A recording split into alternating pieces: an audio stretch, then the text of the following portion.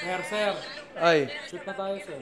shoot na ba? Sorry, pinapanood ko kasi yung yung shoot namin with Nor, pare. Alam mo ba to? Kasama ka ba nun? Siyempre. O, di ba kasama natin dun si Abby Marquez? Tama. Sige. Okay, change your battery lang. Tapos si Mimiya. Tama. Pare. Ano? Ang papahirap dito ay meron tayong time limit na 10 minutes. Grabe naman. Khalil at Gabi. Our special guest, Gabby Garcia and Khalil Ramos. Di ba napakalupit ng shoot na. Kung di nyo pa napapanood, pare, andyan yung link sa baba, click nyo na lang. Yun ako, pogi ko. Pero yun nga, sobrang nag-enjoy ako sa shoot na to, pare. Hindi lang sila yung mga kasama ko, no? Sa mga sumunod na episode, kasi sila yung first 2 episodes eh. Tsaka napakalupit, pare. Ishmael Laude. Uy! Parang mas maganda yung sa'yo, Ninong Rai. Ishmael Laude lang naman. Di ko inakala makakatrabaho ko. Si Ishmael Laude, pare. Ang lupit, di ba? Sabi ko nga Miss Mol, baka naman. Oo, baka naman, di ba? Ewan ko, magbibigyan tayo. Malay natin, di ba? At dahil nga doon, pare, naisip kong gumawa ng simple, delicious, and exciting recipes na medyo based doon sa kung ano man yung niluto namin doon. Dahil dyan, pare, gagawa tayo ng quick and easy pork katsudon and cheesy garlic pepper beef rice in 3 easy steps, pare. So, ano bang hinihintay natin? Gawin na natin. So, ang una nga natin gagawin ay quick and easy pork katsudon. Tunog sosyal, tunog komplikado, pero madali lang yan, pare. Step 1, pare, ibabad lang natin itong pork chop na to sa Knorr liquid seasoning, pare, at black pepper. Kahit gaano kakapal nyo gusto, gusto namin medyo tsotsal. Pre, yan, medyo makapal-kapal yan. Ayan, no? Ang ganda niyan, di ba? Ang kapal ng baboy, di ba? Hindi tumawa. Sinabi ko yung baboy. Hindi tumawa. Naawa sa'yo mo dati. Naawa sa akin, no? Pork chop. Tapos lalagyan natin ang aking sikreto, pare. Pero hindi na siya sikreto. Alam na ng lahat, di ba? Knorr liquid seasoning. Tsaka paminta. So kung medyo manipis yung pork chop nyo, kahit lutuin nyo na agad, pero dahil makapal yung pork chop na, i-marinate namin to, 30 minutes to 1 hour, depende na sa inyo. Pero ang Knorr liquid seasoning, pare, ano yan? Mabilis kumapit yan, pre. Napakabango yan. Ang bango. Yan, so lagay muna natin to at tapos na tayo sa step 1. So after 1 hour, ganun pa rin naman siya. Amoy na amoy mo talaga yung Knorr liquid seasoning. Oh. Habang nag-aantay, naghanda na ako dito ng aking breading station kasi eto na ang ating step 2, pare. Bread and cook the pork, di ba? Wet hand, lagay natin sa flour. Dry hand, hindi ko ihahawak sa wet yan. Wet rin lang natin. So dito sa itlog, na nilagyan ko lang ng konting tubig. Wet hand, ilalagay siya dito sa ating breadcrumbs. So eto, hindi to ginagawa ng karamihan, pero ginagawa ko to, double breadcrumbs. So balik natin sa itlog, tapos breadcrumbs ulit. Kasi pork chop nga ang gamit natin dito. Medyo madaling madry kasi wala siyang masyadong fat. Ang fat niya nasa labas lang. Walang kibo May balita ko, nasira sa sakyan mo Parang may kailangan walang ka na Ay, diba? di ba ba alam, sir? Ano ba? Na-update ko na pa yung accountant niyo, sir. Ay! Nauna na, sir. Hindi dumaan sa akin. Okay na daw Okay, sige. May mantika tayo dito pang deep fry. Check lang natin. Giniginaw pa. Habang nag-aantay tayo, kwentuhan ko lang kayo mula, tungkol dun sa shoot na yon, pare. Natuwa ako dun kasi nung nalaman ko si Abby Marquez andun, tropa-tropa yan Oh. Magiging madali yung trabaho. Si Nana, nakatrabaho ko na. Khalil and Gabi, nakatrabaho ko na rin. Natakot lang ako, baka malito sila sino si Khalil. Anyway, tsaka si Smolaw, di ko pa nakatrabaho yan, pare. So, excited talaga ako. Si Mimi, di ko alam kung alam nyo, schoolmate ko yan. Schoolmate ko. Actually, kaklase ni Rani yan. Mimi, tapat mo nga dito. Mimi, namumukhaan mo ba yan? Namumukhaan mo ba yan tao? Kaklase niya talaga. Balita ko, nag-comment pa sa buhok mo dati yon. Oh, kaklase niya talaga yon sa SDA. Ikaw, yung di ba building naging nila. kaklase mo si Rizal? Ano yung kaklase ko legit to, pre? Si Bianca King. Si Luis Manzano, schoolmate ko. Nagkasabay pa kami sa elevator. Luis Manzano na siya nun, pre. Luis Manzano, naalala ko yun Late na ako para sa klase ko after lunch. Late na ako nun. Pasok ako sa elevator, magsasara na. Kasara na. Hinarang ko yung kamay ko. Ang tangkad ni Luis Manzano, pre. Tangkad. Luis Manzano to, Ganyan lang. Mas parang may kinoment siya Parang, late ka na, bro. Parang gano'n na. Pogi, pre, mukhang mabango. At malalaman ko kung mabango talaga siya, di ba? Abangan niya yan. Abangan niya yan, di ba? Kapag nagsisil siyang ganyan, medyo hinaan natin ng konti. Yung mga ganyang kakapal na pork chop, it really helps na lagyan yung thermometer para malaman yung internal temperature. Pero di na. I mean, medyo mas brown siya ng konti kaysa sa normal na tonkatsu. Pero maganda pa rin naman. Bali, wala naman to Kasi sasabawan din natin to di ba? So, ilagay mo na lang sa plato. Force of habit na lang, kaya ako nilagay sa patulo. So, tapos na yung step 2 natin. Ngayon, step 3, pare, diretso na assembly to. Bubuin ngayon natin yung parang, ano ko ba explain to? Sabaw? Na may itlog? Sauce? Parang gano'n siguro. Diretso plating na yan, pare. So, maliit na pan. May konting tubig. Ilan natin na isang maliit na sibuyas. Konting Japanese soy sauce. Next, dashi powder. Japanese soy sauce, kunyari wala kayo, pwede yung palitan ng normal na soy sauce, Filipino soy sauce. Ito, dashi powder. Ano to, pre? Seafood stock, parang ganun siya. Kung wala kayo nun, palitan nyo ng patis. Ang mirin ay parang sweet rice wine. So, kung wala kayo nito, tanggalin nyo na lang. Tapos, syempre, ang aking sekreto, na alam na ng lahat, Knorr liquid seasoning, pare. Yan natin dyan. Kasi pre, iluluto natin to dito. Tapos gagawin natin sa kanin yan eh. Dun pinakamasarap ang Knorr liquid seasoning, pare. Sa kanin, di ba? Ba't hindi, di ba? Di naman. Hindi, kakapasok ko lang ngayon. Ang daming kape nung asukal, oh. Asukal with coffee bits, pare. Manya natin. That's it. Di ba? Di ba? Tapos yung ating pork chop, hiwain natin. Yan. Dehinslauhi, di ba? Ngayon, eto pala, no? Kanina, pinag-uusapan namin ni Alvin nung nakakat. Yung confidence sa magluto ng ganto kakapal. Paano daw ba? Kasi baka mahilaw, di ba? Honestly, sa ganto, hindi kayo matatakot mahilaw. Kasi kunyari, nagprito kayo, tapos hilaw. Lulutuin nyo naman ng konti dito sa sabaw, eh. So, walang problema, mahahabol nyo yan, di ba? Yan. Kurin natin yan. Kurin natin dyan. May apoy pa yan mahina lang. Hininaan ko lang kasi ayokong ma-overcook yung pork chop natin. Itlog, pwede isa, pwede dalawa, pero kayo na bahala. Buhos natin dyan. Yung iba binubuhos sa taas. Kaso ang kapal ng pork chop natin, nakaangat siya sa sabaw. So hindi ko na binuhos sa taas, sa gilid na lang, di ba? Siyempre kanin. Tapos lagyan na rin natin, leeks. Green part yan, tsaka white part. Oh! Ang ganda! Kumbanwa. Wait lang. Artehan ko lang ng konti. Andito na tayo eh. Konti lang na sesame seeds. Pag marami Ito magpapa 5K dyan, pre. Ayan. At eto na pare ang ating quick and easy pork katsudon na ginamitan natin ng Knorr liquid seasoning. Usually, pag nandito tayo sa vlog na to, di ba, tikim sa dulo. Pero yung ginagawa natin Pero for this one, mas magandang kainin siya ng nandun pa siya sa peak ng freshness niya. Kasi nandun pa yung kaluluwa ng kusinero pinasa pa sa'yo. May ganun yan di ba? Hindi, tsaka maaring ma-overcook yung pork chop nyo kasi yung steam ng sabaw, tapos steam ng kanin, di ba? Tsaka natin, mas masarap kumain ng mainit, di ba? Kaya kainin natin yan, pero bago yan pare, sumo ka muna. Konti lang.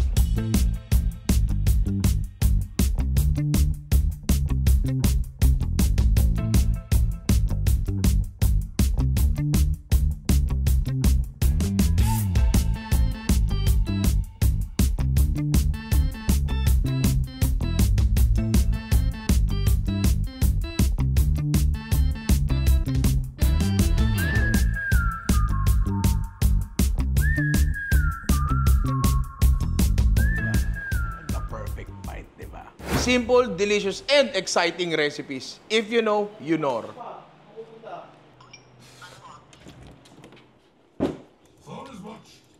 Sir, ba't nagdodota ka, sir? Sir, trabaho na tayo, sir. Ay, rolling ba? Rolling pala. Sobrang sarap, nakalimutan mo na. Nakalimutan ko, nagtatrabaho pala ako, pre. No joke I mean, yung baboy, yan na yan di ba? Wala talagang kibo. Wala talagang kibo. Parang pinapanguna ako para di ka masakit. Oo kaso wala Tapos pagka kumana, masasaktan na naman ako. Hindi, pero yung pork, yan na yan. Actually, pwede nyo yung gawin sa chicken, di ba? Sa kahit anong plat na karning makikita nyo, pwede naman siguro. Basta balutan nyo ng breadcrumbs, di ba? Pero ang nagpasarap talaga dito, pare, yung kombinasyon. Classic na kombinasyon. Knorr liquid seasoning tsaka kanin. Sige. Marami tayong nilagay na kung ano-ano dyan. Pero I'm sure, alam mo, kung sakasakaling nakagamit ka na ng Knorr liquid seasoning sa kahit anong putahe, umaangat talaga yung lasa niyan, pre, tsaka yung amoy niyan, di ba? Naglagay ako dati yan sa barbecue, naging Knorr liquid seasoning barbecue. Kasi talagang ganun yung lasa niya, di ba? Tsaka bagay, di ba? Akin lang comment lang sa sarili kong luto. Sana dinagdagan ko pa yung sabaw. Sana mas marami pa yung sabaw. Nakalimutan ko, yung balot niya, breading, ihigop din ng sabaw. Nangonti yung sabaw kasi hinigop ng una sa lahat, yung breading pangalawa itlog, tapos hindi na masyadong saturate yung kanin. Yun nga yung gusto ko sana mangyari. Nga nga. Di ba? Sir, isa lang niluto mo, sir. Wala kang calamity loan sa akin, Wala kang calamity loan sa akin. Pero nga, legit pare, masarap siya, madali, tsaka very basic. I mean, nauubusan ako ng salita kung paano i-communicate sa inyo kung gaano kadali itong bagay na to. Pero madali lang siya. Meron pa tayo isang recipe at simulan na natin yan. Eto next na gagawin natin ay mas madali, pare. Gagawa tayo ng cheesy garlic pepper beef. Diba? Diba? Nagulat. Ito talagang gisa-gisa lang to, gawa ng gravy, tapos assemble na. Pero bago natin simulan yan, pare, may gusto lang ako ipakita sa kanila. Kasi, yung pinakita kong baboy na niluto namin kanina, yun yung for show lang. Diba? Meron kami dito na bahala na sila kung ano gusto nilang gawin. Stop meal, stop meal. Eh, nasarapan sila. Nagluto sila. Ito. Gumawa sila ng sabaw. Tapos, ito yung pork chop. By Chef George yan. By Chef George yan. Konti na lang okay na. Ito ang akin. O sige, maaaring pinagtatawanan natin. Pero sigurado ako, pare, ganun pa rin lasa niyan, di ba? I mean, minsan naman wala sa itsura. Nanonood nga kayo dito di ba? Nasa sarap naman yan. Hindi, pogi si Ninong. Pogi ba si Ninong? Oo naman. Talaga? Paloon pa ka namin. Anyway, gawin na natin yan, yung pangalawa natin. So tulad nung kanina, 3 easy steps lang din to. And simulan natin dito sa ating first step. Gigisa natin yung beef natin, pare. Bawang na mayroon ng mantika.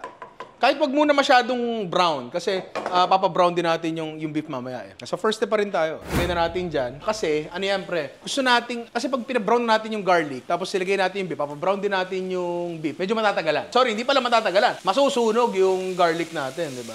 Ito hindi nyo madalas nakikita na ginagamit ko sa vlog, pero madalas naman namin ginagamit sa bahay. Andyan yan para sa shoot na to. Pero meron kaming dedicated na drawer pare. Yan, meron kaming dedicated na drawer para sa mga Knorr cubes pare. At ang gagamitin natin ay Knorr beef cubes. Kasi beef, ang dahil nagreklamo eh. Ninuray, beef yung dinuluto mo, pero chicken yung nilalagay mo, di ba? Eto, sige. Pero chicken lalagay mo.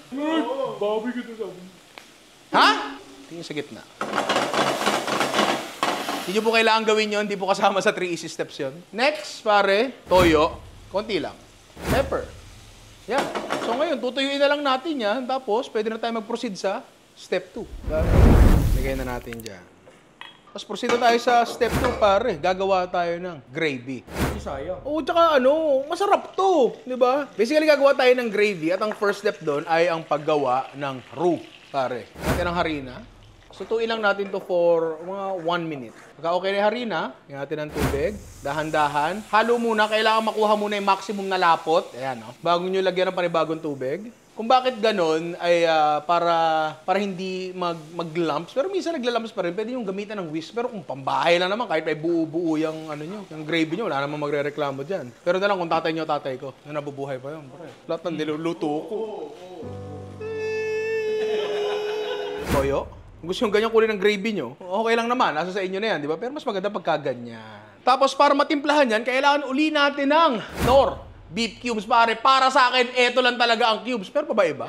Ito lang. Meron pa ba iba? Parang wala naman eh. Eto lang, wala nang iba. Ang alam ko lang na ibang cubes, ice cube. Tsaka may sikreto ako nalaman kay Mimia tsaka kay Small Laude nung nag-shoot kami ng Knorr Kitchen Secrets. Una, si Mimia pala, kahit sobrang busy niya, nag-o-off-road pala siya. Actually, may banding kaming gagawin in the future, pero tsaka nyo na malalaman yun. Tsaka sobrang kulit niya. Si Miss Small Laude naman, nalaman ko na ano pala siya, nag-aaral magluto. Itong niluto namin dito, lulutuin daw niya sa bahay. Tsaka sobrang down to earth talaga ni Miss Small Laude. Ang bait, ang sarap kausap. Very warming yung napansin ko sa kanya. Kung mapagbibigyan nga sana Miss Small Laude, baka naman, collab tayo, di ba? Biruin mo yun, kayang-kaya ng mga celebrity non-cooks na magluto. Isang turo lang.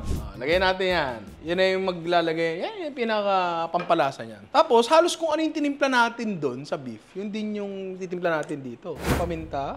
Tapos, crispy garlic, pare.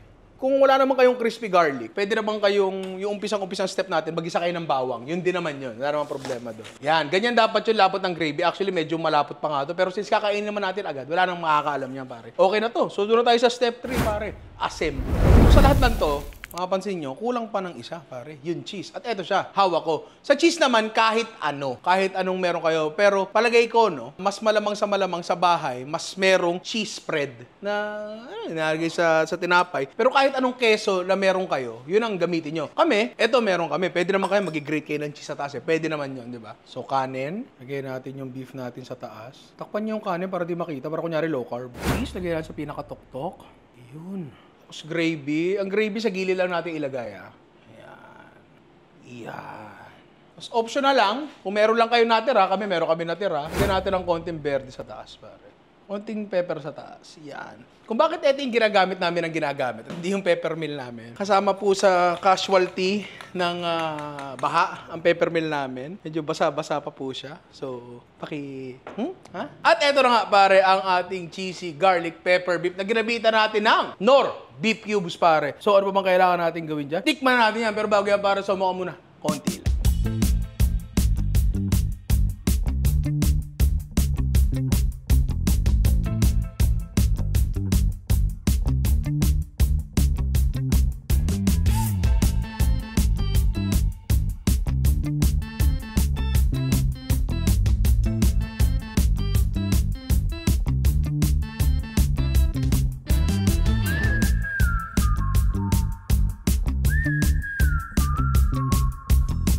Perfect bite. Diba? Simple, delicious, and exciting recipe. If you know, you know. Laro ulit. Tawagin nyo. Uy, may trabaho pa. Meron pa ba? Nakakalimot ka na naman eh. Sorry. Ang sarap kasi, pre. Sarap kasi. Hindi ka pa nga nagpapasahod eh. Ha? Nakakalimot na naman. Sir! Ay, Rolling tayo, sir. rolling. Parang may narinig kasi ako para sahod eh. Parang wala namang ganun eh. Di ba? Walang ganun. Hindi, pero legit pare. Masarap siya. Makakalimutan mo lahat ng hinanakit mo sa buhay. Lahat ng sama ng loob mo, lahat ng pighati, lahat ng pait. Malilimutan mo pare. I mean, hindi naman dapat nakakapagtaka yan. Beef, masarap. Garlic, masarap. Pepper, masarap. Knorr beef cubes, masarap. Keso, masarap. Nga pala, no? Baka weird lang para sa inyo. May keso, yung kanin. Hindi siya weird. Ginawa ko na siya dati nung ako ay naiwan dito sa bahay mag-isa tapos walang ulam. Kanin, pre, tsaka cheese, pre. Dinalo ko. Sabi, okay naman siya. Pero mas masarap lang talaga pag merong beef sa gitna, pre. Mas masarap lang talaga siya. Tapos, yung ease ng pagluto niya, napakadali lang naman. 3 easy steps. Tapos, gisa-gisa na talaga. 3 easy steps, yung isa plating pa. Alam mo yun? So, technically, 2 steps lang yun, di ba? Tsaka, pre, yung linamnam niya angat na angat dahil sa ating Knorr beef. Para sa akin talaga, pare, eto lang ang cube. Yan lang. May iba ba? Wala. May iba ba? Yan lang alam ko talaga. Wala. Eh, tsaka, kung meron man, bakit ka gagamit ng iba? O yan talaga paborito namin. Ta sobrang sarap ng Knorr beef cubes, pare. Nilalagay nila Alvis at tinola yan, pare, di ba? Di ba? Kung wala kayong keso sa bahay, okay lang. Okay lang. Basta ang hindi pwedeng mawala dyan, syempre, yung beef, yung gravy, tsaka syempre yung ating Knorr beef cubes. George, halika nga dito. Bubisit ako sa'yo eh. Meron pa doon, di ba? Meron. Di pa lang pagluluto lang ulit eh. Meron pa, may sukiyaki pa doon. Meron pa doon. Doon ka na. Pero, bili ka dito. Oo, nangaagaw pa. Siguro ang worry ng iba dito, baka masyado maalat. Hindi po siya maalat. Kasi very cautious tayo sa mga pinaglalagay natin sa kanila. Ano ba naman yung alat na nilagay natin dyan? Toyo lang naman, tsaka Knorr beef cubes. So, wala tayong asin-asin, wala tayong patis-patis, pero masarap pa rin siya. Yung kesong ginamit natin, dahil nga nilagyan din natin ng konting tubig, nabukasan din yung alat niya. Kapag naghalo-halo siya, lahat, pare, masarap. Panalo, pare. Sa pa nga. Dorma mo, I've come to bargain. Kaya mga inaanak, itry nyo itong mga recipe niluto natin, yung quick and easy pork katsudon na ginamitan ng Knorr liquid seasoning na currently it is capsized. Taob na, pare. Tsaka yung sumunod na recipe natin, yung cheesy garlic pepper beef, tama ba? Cheesy garlic pepper beef rice, pare, di ba? Na ginamitan naman natin ng Knorr beef cubes, pare. Napakadali, napakasarap, simple, delicious, and excited na mga pagkain kapag ginamitan nyo ng Knorr liquid seasoning at Knorr beef cubes, pare. Ako, marami pa akong naiisip na pwedeng gawin dito. Baka nga pwede kong gawin to gamit manok, maninipis ang hiwa. Tapos, gamitin ko naman, Knorr chicken cubes. Actually, pwede rin yan sa pork. May nabibili mga ganyan kaninipis na pork, di ba? Ang dahil-dahil pang pwedeng gawin, pare. Kung hindi nyo pa napapanood mga inaanak, panoorin nyo yung episode namin ng Knorr Kitchen Secrets. Ako kasama ko doon si Mimia, si Abby Marquez, ang kasama niya doon, si Khalil and si Gabi. And marami pa kaming bisitang pupunta sa Knorr Kitchen Secrets, pare. Kaya abangan nyo mga inaanak, if you know, you know. I love you.